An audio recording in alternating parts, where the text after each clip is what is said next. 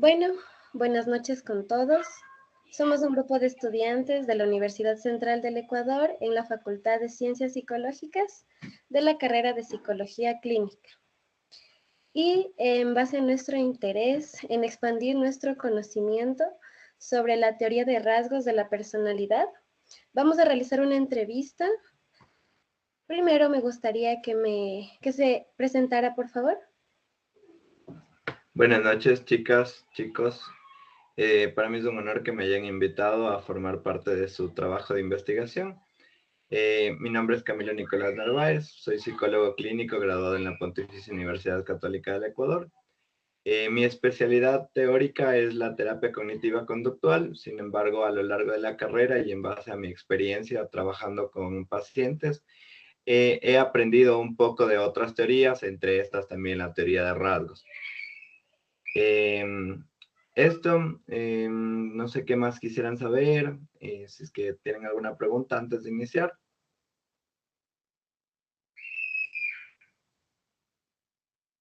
No contamos con ninguna pregunta. Muchas gracias por su información, que es muy valiosa para nosotros. Listo. En lo cual sería una pregunta que es, ¿qué le atrajo inicialmente de la teoría de rasgos y cómo llegó a especializarse en ese campo?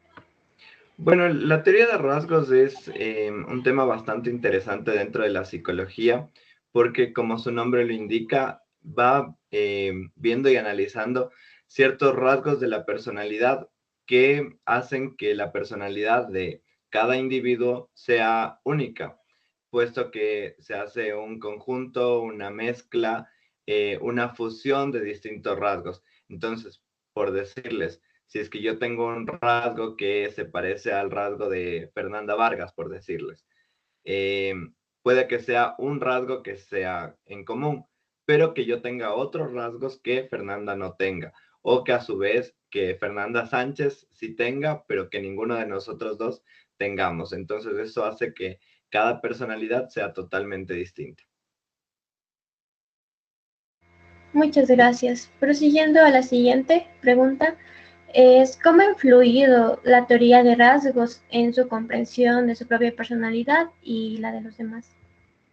Bueno, esta pregunta va relacionada con la anterior, ¿no? Los rasgos hacen que cada personalidad sea totalmente distinta y que esta también sea influida por características sociales, por conductas de otros miembros del entorno, por condiciones económicas, por todas las situaciones que alteran el entorno. Esto hace que la personalidad sea totalmente distinta. Y eso también hace que la manera de resolver un conflicto que tenga una persona sea totalmente distinta, a pesar de que sea el mismo conflicto cuando dos personas están desarrolladas en dos contextos distintos.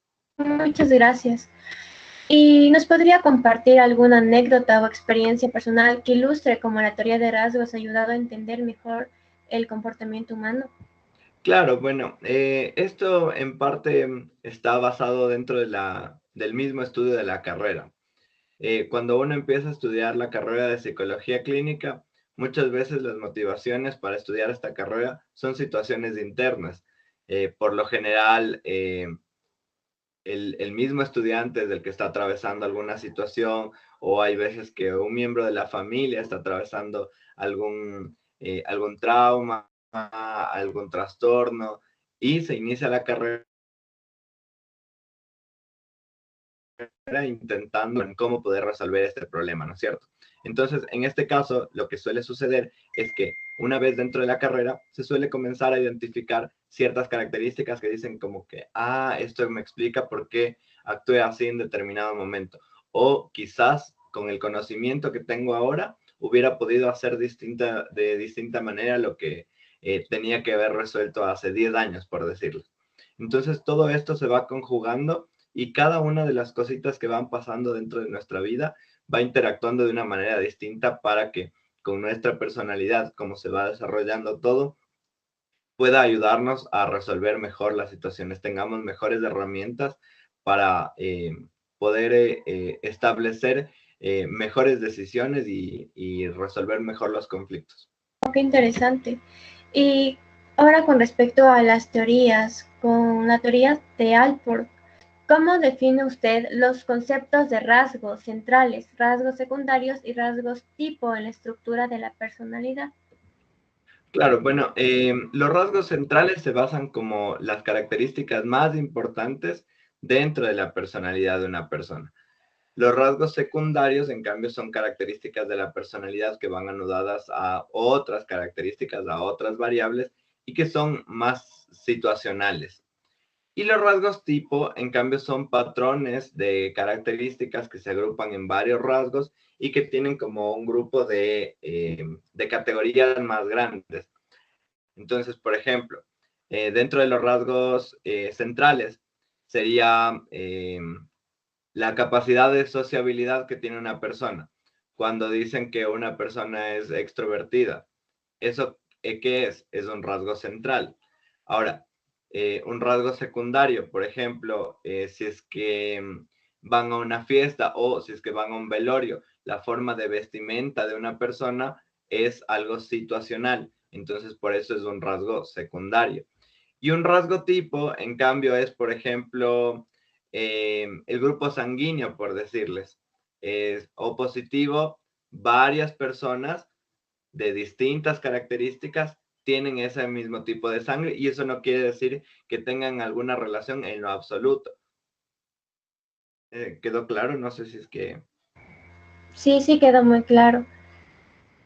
Y la última que sería, cómo concibe el proceso de evolución y cambio de los rasgos a lo largo de la vida en sí? Claro, a ver. El tema de la evolución a lo largo de la vida es según los rasgos individuales, ¿no? Entonces, por ejemplo, hay rasgos comunes y hay rasgos individuales, que eso siempre tienen que tomar en cuenta cuando están hablando dentro de los rasgos que define Allport. Por ejemplo, con los comunes puede ser dentro de una cultura. Los ecuatorianos, por decirles, tienen un rasgo que es hablar español o hablar castellano. En cambio, los rasgos personales, que son los individuales, son únicos para cada persona y estos definen su individualidad, por decirles, la manera que tienen de hablar, de pronunciar las palabras. Entonces, dentro de este tema de la evolución, Allport definió como rasgos cardinales, centrales y secundarios. ¿Qué son los rasgos cardinales? Estos son rasgos súper dominantes que están en casi todos los actos de una persona.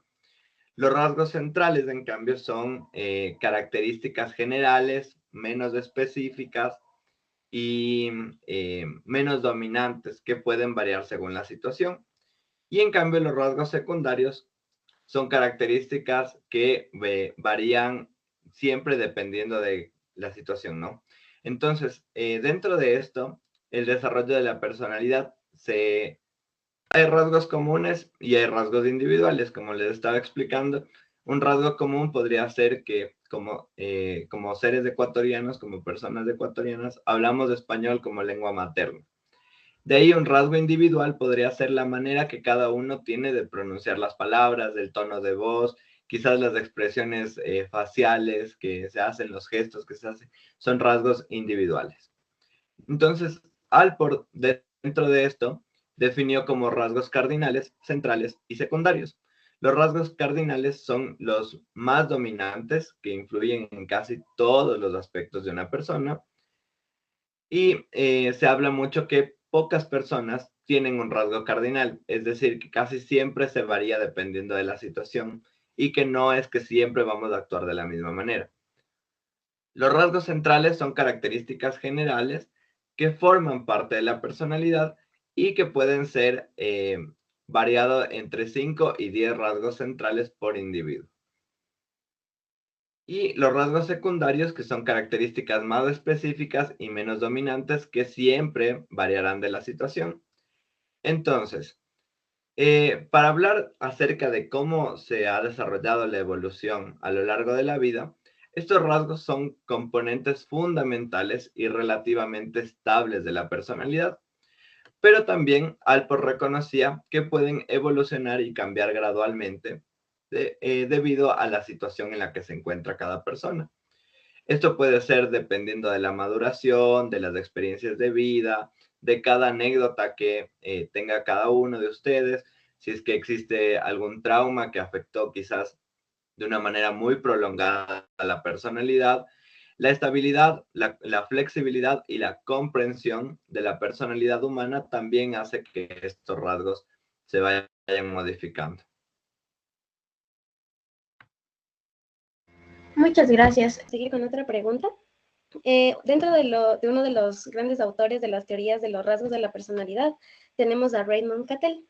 Y quería saber cómo ha influido la teoría de los 16 factores de personalidad de Cattell en la psicología moderna. Bueno, con respecto a la psicología moderna, en base a lo que hizo Raymond Cattell, uno de los avances más significativos es el de la psicometría. Sin Raymond Cattell, ustedes comprenderán que no puede existir ni evaluación psicológica ni pruebas psicológicas. Entonces, para mí, este es el avance más significativo que desarrolló Raymond Cattell dentro de la psicología moderna. Prácticamente para evaluar cualquier diagnóstico, para obtener los resultados de mejor manera dentro de casi cualquier procedimiento psicoterapéutico se necesita la evaluación. La evaluación y la psicometría son muy importantes y todo esto se lo debemos a Cattell. Exacto, muchas gracias.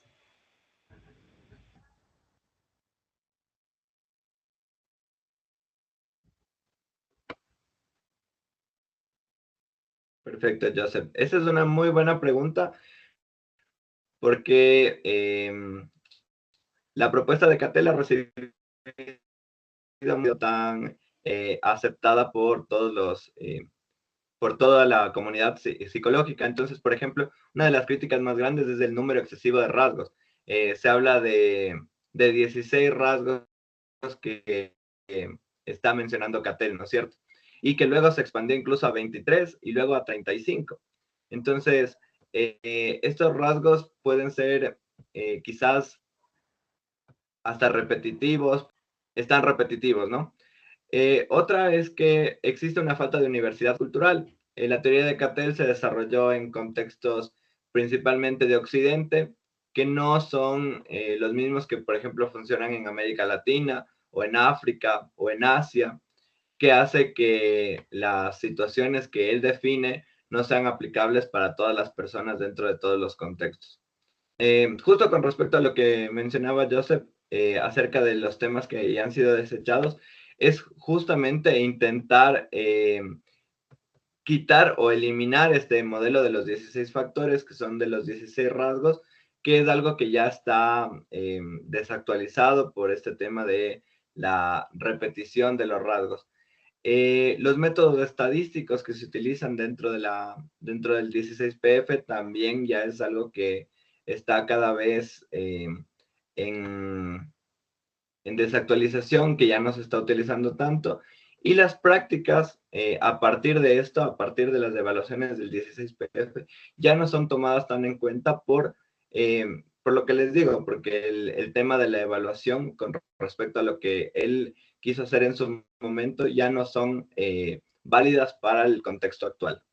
Ahora dando paso también a otro de nuestros autores principales, no sé si nos podría explicar los 3 rasgos principales de Eysenck, que él identificó en su teoría de la personalidad y cómo estos rasgos se manifiestan en el comportamiento cotidiano. Perfecto. Es que son la extraversión, el neuroticismo y el psicoticismo. A la extraversión se la definía como un rasgo de nivel de sociabilidad, que por ejemplo sería lo que estamos haciendo en este momento, ¿no? La capacidad que tienen ustedes, tanto ustedes como yo, de poder conversar, expresar sus opiniones, compartir en el aula de clases, por ejemplo, levantar la mano, hablar acerca de lo que ocurre dentro de la clase y siempre buscar el contacto con las demás personas. Por el otro lado, hay las personas que tienen bajos niveles en extraversión, que son más reservadas, tranquilas, prefieren actividades en entornos cerrados, que es lo que conocemos como personas tímidas o introvertidas. Con respecto al neuroticismo, se refiere al grado de estabilidad emocional de una persona. Esto, por ejemplo, habla acerca de si es que una persona, si es que tiene sentimientos de culpa, de ansiedad, que es lo que vemos constantemente en consulta. Por último, el tercer rasgo es lo que se denomina como psicoticismo, que en este caso habla acerca de las enfermedades, los trastornos mentales. Por ejemplo, los trastornos antisociales, cuando una persona comete un delito, hace daño a otra persona o un animal, termina metido en la cárcel, está constantemente involucrado en problemas de violencia, en consumo de alcohol, en consumo excesivo de drogas, entre otros. Entonces, estos son los tres rasgos principales que dicta INSEC. Es realmente interesante lo que nos menciona. Finalmente tenemos la pregunta de que, ¿cuál es la relación como tal de los rasgos de INSEC con la biología o la genética? Bueno, esta es una pregunta muy interesante porque mucho se ha hablado acerca que varios de los trastornos mentales pueden ser producto del mismo entorno. Por ejemplo, si una madre consume sustancias psicotrópicas durante el embarazo, puede generar un daño en el cerebro tal que genere que el bebé tenga un trastorno, se produzca una lesión en el lóbulo frontal, y esto haga que al larga tenga un trastorno, tenga una discapacidad, tenga alguna manera distinta de desarrollar que una persona que está en otras condiciones. Aparte de esto, también algo les mencionaba al principio, que cuando una persona se desarrolla en un contexto totalmente distinto a otra, cuando se le presenta la misma, se la resuelve de distinta manera. Entonces, no es lo mismo, por ejemplo, que un niño que nunca ha visto $1, un billete de $10, no sepa qué hacer y termina rompiéndolo, a que alguien que ha estado constantemente viendo este tipo de material, entonces sabe el valor monetario, entiende el significado del dinero y lo aprecia de otra manera. Es un ejemplo un poco fuera de lo común quizás, pero creo que vale para que entiendan la idea. Bueno, con esto llegamos al final de nuestra entrevista sobre la teoría de rasgos. Queremos agradecerle sinceramente por su tiempo y sus valiosas respuestas. Sus conocimientos han arrojado luz sobre cómo los rasgos de personalidad influyen en el comportamiento humano y su aplicación práctica en distintos contextos. Agradecidos por su contribución y por compartir sus experiencias con nosotros.